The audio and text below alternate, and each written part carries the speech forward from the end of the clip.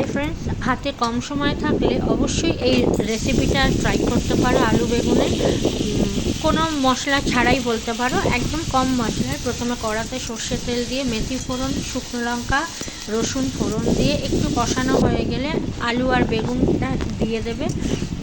দিয়ে এবার এর মধ্যে নুন হলুদ দেওয়া হয়ে গেলে সামান্য ঢেকে রেখে দেবে। একটু নরম হয়ে গেলে এর মধ্যে একটা টমেটো দিয়ে দেবে। আর একটা সিক্রেট মশলা অবশ্যই ইউজ করবে, সেটা হচ্ছে তেলেঙ্গি মশলা বা মাদ্রাসি মশলা, যেটাকে আমরা এখানে তেলেঙ্গি মশলা বলে জানি, বাট তোমরা কে কী বলো আমাকে কমেন্ট করে জানিও। আর সামান্য জল দেবে, তোমরা যে যতটা গ্রেভি খাবে। তো এই খুবই সামান্য মশলাতে খুব টেস্টি একটা রেসিপি আলু বেগুনের। হাতে কম সময় থাকলে অবশ্যই ট্রাই করো। রুটি, পরোটা, ভাত, যে কোনো কিছুর সাথে খুব ভালো লাগবে। আর রেসিপিটা ভালো লাগলে অবশ্যই লাইক, কমেন্ট, শেয়ার করতে ভুলো না।